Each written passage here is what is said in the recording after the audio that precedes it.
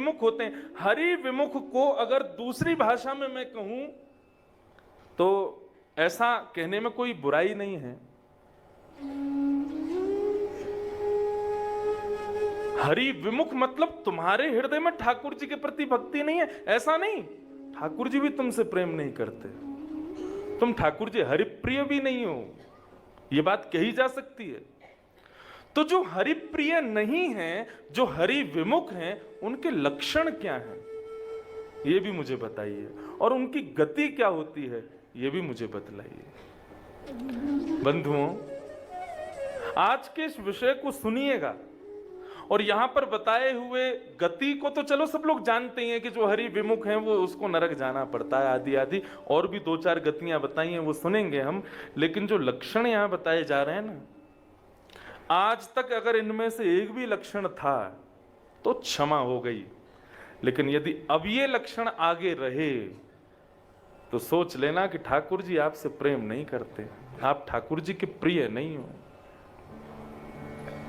इसलिए इस विषय को बहुत ध्यान से सुनना है। और इसका उत्तर दे रहे हैं चमस योगेश्वर,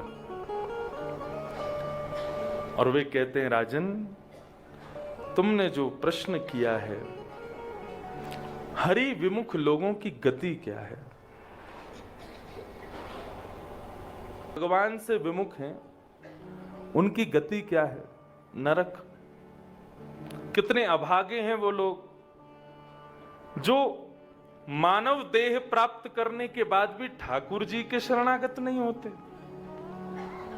शरीरम स्वरूपम तथा वा कलत्वम रतश्चार रुचिरम धनम मेरु तुल्यम मनश्रेण लग्नम कृष्ण पादार विंदम ततः किम ततः किम ततः किम ततः किम। शरीर मिला है लेकिन उस शरीर से कभी ठाकुर जी की सेवा नहीं की। स्वरूप मिला है, रूप का मतलब एक प्रकार से गुण समझ लो, तुम्हें ठाकुर जी ने गुण प्रदान किए लेकिन उस गुण से कभी ठाकुर जी को सेवा अर्पित नहीं की। जब मैं छोटा था तो मेरी इच्छा रहती थी कि मैं बड़े होकर के गायक बनूंगा। ठाकुर जी कृपा से थोड़ा बहुत ठीक ठाक सुरीला गला है तो मैं इससे एक गायक बन जाऊंगा। लेकिन आज इस व्यासपीठ पर यदि बैठा हूं तो इसमें हमारे पूज्य नाना जी पंडित श्री कृष्णलाल शास्त्री जी, उनका बीच बीच में स्मरण करता हूं मैं कथा में। वो क्या बोले, लाला गा के कितने ने रिझावेगो, ज्यादा से ज्यादा 1,00,000 2 लाख लोग रिझ जाएंगे, लेकिन कल को तोते बढ़िया गावे वारो आगो, फिर कहां जाएगो। और ये तो नियम है, कोई अच्छा आता है तो पुराने को जाना पड़ता है। लेकिन उनकी एक बात बड़ी भाई, वो बोले अपने गुण से संसारियों को मत रिझाओ, अपने गुण से श्री राधा रमण को रिझाओ। यदि वे रीझ गए तो संसारी अपने आप रीझ जाएंगे। संसारियों को क्या रिझाना। तो पे यदि गावे को गुण है, तो पे स्वर यदि है, तो वह स्वर से ठाकुर जी को प्रसन्न कर। अष्ट सखाओं के जो 8 सखा हैं ठाकुर जी के, वहां पर ऐसा भाव प्रस्तुत करते हैं श्रीमद् वल्लभाचार्य जी महाराज के, ठाकुर जी की प्राप्ति में जप तप नियम आसन ये सब बहुत जरूरी है, लेकिन उनमें एक बहुत विशेष एक और गुण है, क्या, स्वर। व्यक्ति जप से तप से आदि आदि श्रेणियों से ठाकुर जी को बहुत जल्दी प्रसन्न कर सकता है, लेकिन यदि उसके पास स्वर गुण है तो वो स्वर गुण से और तीव्रता से प्रसन्न कर सकता है। विराज भाव से श्रवण करो। स्वर से ठाकुर जी शीघ्र प्रसन्न होते हैं। यदि स्वर अच्छा है तो उससे ठाकुर जी को रिझाओ।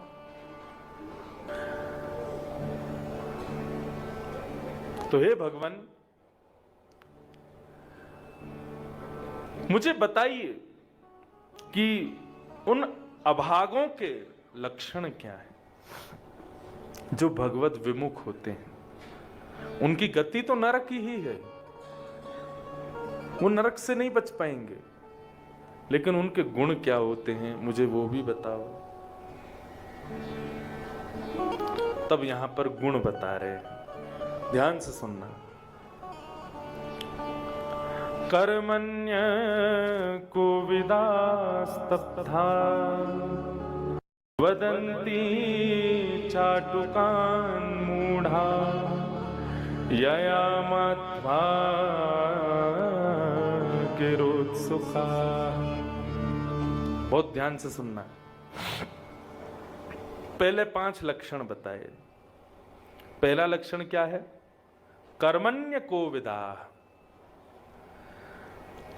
भगवद मूढ़ व्यक्ति का, भगवद विमुख व्यक्ति का पहला लक्षण है कि वो, उसको कर्म का ज्ञान नहीं है, विवेक नहीं है।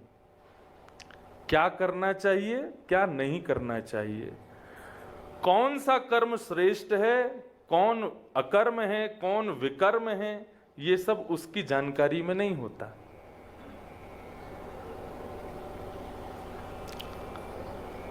पधारे जय।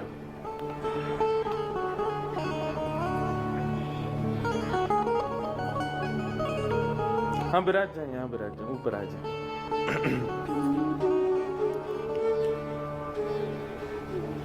कर्मण्य को विदाः। सब लोग इधर देखो, इधर देखो, इधर देखो, मेरुदंड सीधा करके बैठो, बिल्कुल ध्यान से श्रवण करो। भगवत विमुख व्यक्ति का पहला लक्षण क्या है? वो कर्म के प्रति ज्ञान नहीं रखता। मुझे क्या करना चाहिए, क्या नहीं करना चाहिए। 2 बातें हैं। एक तो कहते हैं भोलापन, भोलापन वाली बात नहीं हो रही यहां पे। जैसे कि कल भोंदू की कथा अधूरी रह गई थी, बापू आ गए थे, भोंदू बेचारा वो रोटी अपनी ठाकुर जी को खवा दी। वो पूरी कथा है, अब उसमें बाद में जाऊंगा। लेकिन एक होता है बिल्कुल सरल स्वभाव, सरल भाव में, सहज भाव में आपसे जो होता है वो प्रेम भाव है, उसको ठाकुर जी स्वीकार कर लेते हैं। उसको ठाकुर जी फिर दोष नहीं मानते। दोष का मतलब क्या है?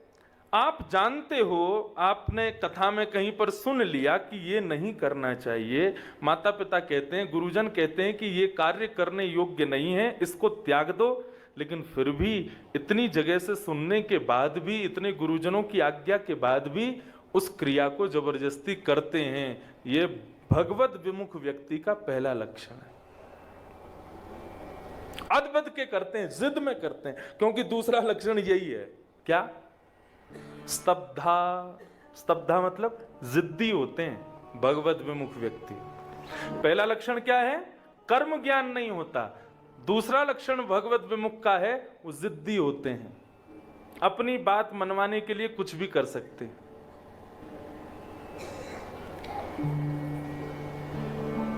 जिद्दी स्वभाव के होते हैं। कई जगह कथा होती है महाराज, तो यजमान कहते हैं मंच पे बांस लगाओ। क्यों लगाएं?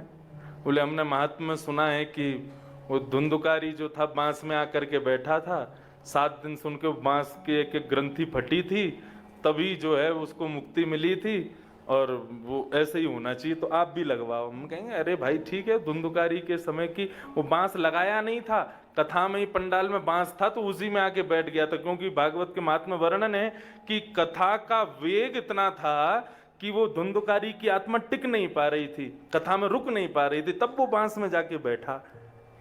और 7 दिन की कथा सुनने से एक एक ग्रंथि, उसकी ग्रंथि बांस की नहीं फट रही थी, उसके जो पापों की ग्रंथियां थी वो फट रही थी।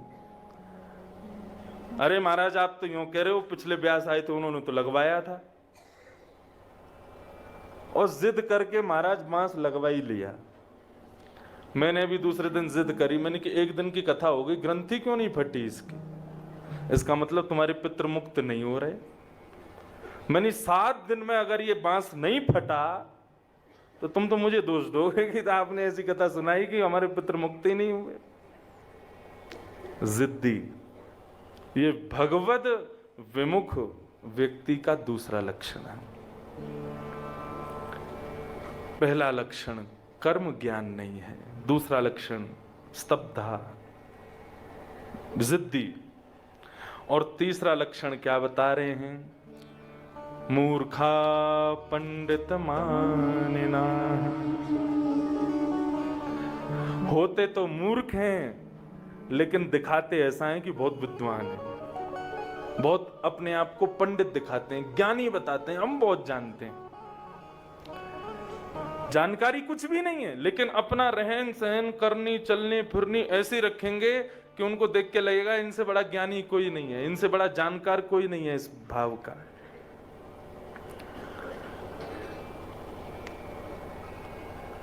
इस प्रकार ये तीसरा लक्षण है भगवत विमुख व्यक्ति का। चौथा लक्षण क्या है? वदंती चाटुकान मूढ़ा,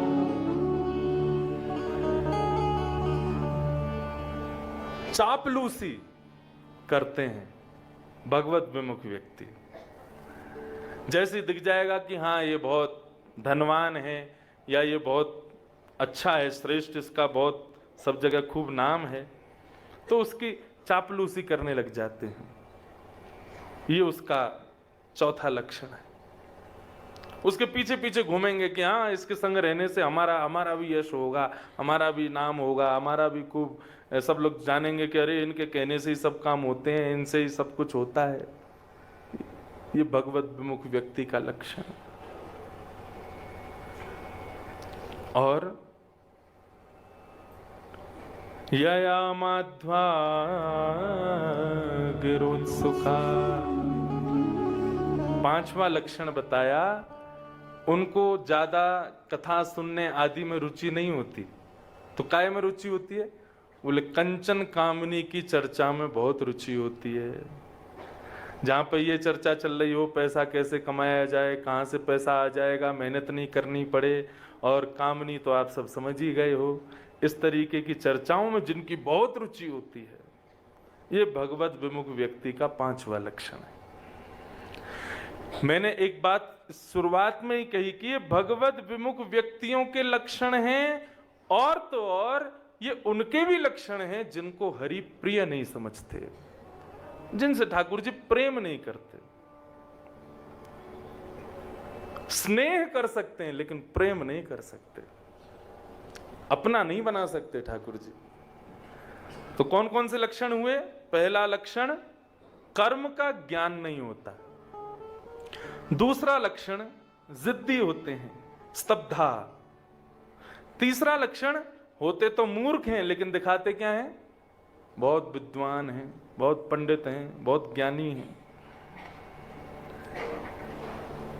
चौथा बताया चापलूसी करते हैं, और पांचवा बताया कंचन कामनी की बातों में उनकी रुचि बहुत ज्यादा होती है। और इतना ही नहीं, फिर आगे और बता रहे हैं और कौन कौन से गुण होते हैं। रजसा घोर संकल्पा कामुका हिमन्यवः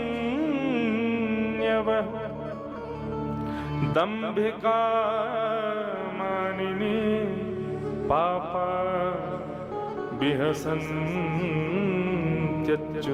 प्रिया।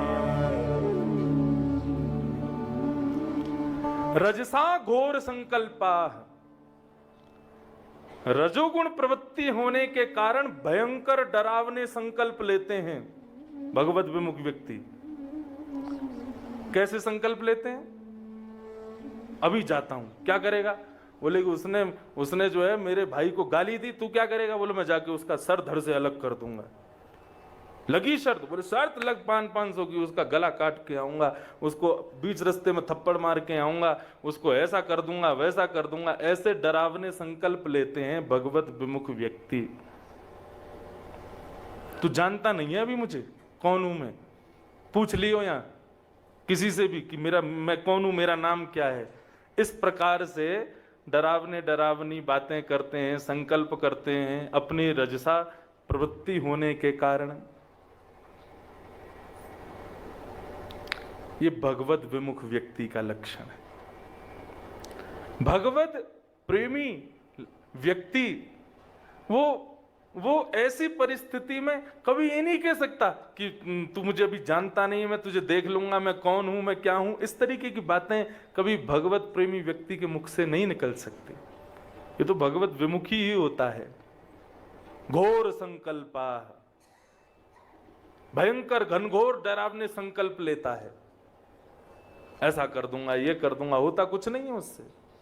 एक व्यक्ति बैठे थे, 4-5 लोग, तो एक कह रहा, बोले मैंने जो है एक आदमी को इतना मारा, वो बोला एक मैंने इसको इतना मारा, एक दूसरे की सुन सुन करके कह रहे थे जिसने ज्यादा लोगों को मारा होगा वो ज्यादा श्रेष्ठ।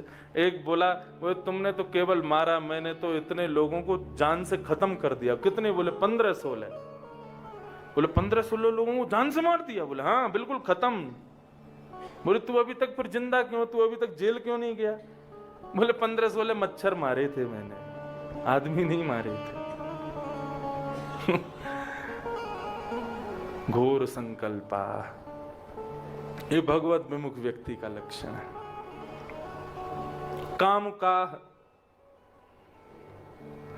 सदैव जिनके हृदय में केवल और केवल काम वासना ही विद्यमान रहती हैं, उठते बैठते जागते सोते हंसते खाते पीते हर स्थिति में कभी भी इस स्थिति से जो दूर नहीं होते हैं, ये भगवत विमुख व्यक्ति का लक्षण है।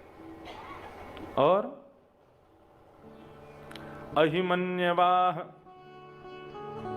सर्प के समान क्रोधी होते हैं भगवत विमुख लोग। सर्प का क्रोध कैसा होता है? उसके ऊपर किसी ने यदि पांव रख दिया तो वो ये विचार नहीं करेगा कौन है, तुरंत तत्क्षण डस देगा, इतना क्रोधी होता है सर्प। ऐसे ही भगवत विमुख व्यक्ति उस सर्प के समान क्रोधी होते हैं। इतना भयंकर क्रोध उनके भीतर व्याप्त रहता है। किसी व्यक्ति के 4 बालक थे, दूसरे व्यक्ति ने चारों बालकों को देख के कहा, अरे भाई कितने प्यारे हैं, ये चारों तुम्हारे बच्चे हैं। तो क्रोध में बोलता है, 5 होते तो तू क्या कर लेता? हाँ है मेरे चारों। सदैव क्रोध की अग्नि में जलने वाला व्यक्ति वो भगवत विमुख व्यक्ति है, भगवत प्रेमी नहीं हो सकता। अहिमन्यवा और दंभिका मानिनः, भगवत विमुख व्यक्ति का अभी तक कितने गुण हो गए? नहीं, 7 गुण हो गए, है ना? ध्यान से सुना करो। सर्प के समान क्रोधी होता है। 8वां लक्षण बता रहे हैं, दंभिका मानिनः, दंभ करके जो दूसरों के हृदय में एक प्रतिष्ठा पा लेता है। समझ रहे हैं?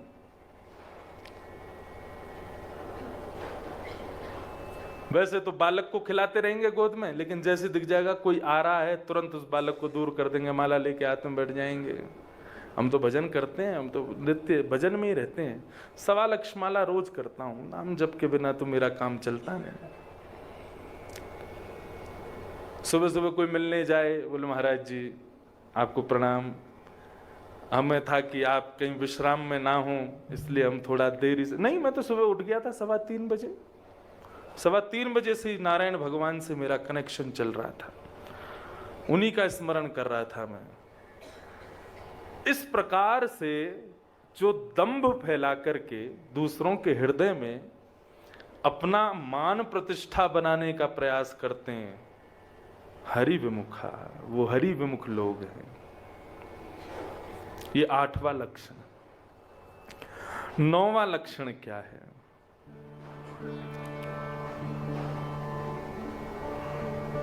दंभिका मानिनः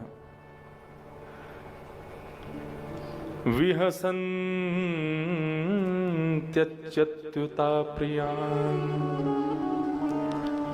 अच्युत के जो प्रिय हैं, भगवान के जो अति प्रिय हैं, ऐसे भगवत प्रियों का जो मजाक उड़ाते हैं, ये भगवत विमुख लोगों का 9वां लक्षण।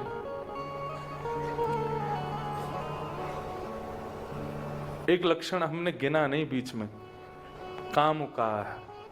इस प्रकार 10 लक्षण हैं टोटल, 2 श्लोकों में चमस योगेश्वर ने बताए हैं।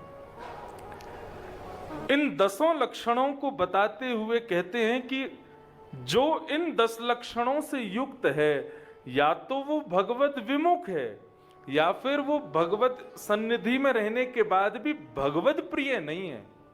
वो भगवत सन्निधि में भी क्यों रह रहा है? दंभ की वजह से रह रहा है, अपनी किसी कामना की पूर्ति के लिए जा रहा है। वो भगवत प्रेमी नहीं हो सकता। इसलिए भूल करके भी यदि इन 10 में से कोई लक्षण यदि आ गया हो तो बद्रीनाथ में उसकी तिलांजलि दे करके जानी है।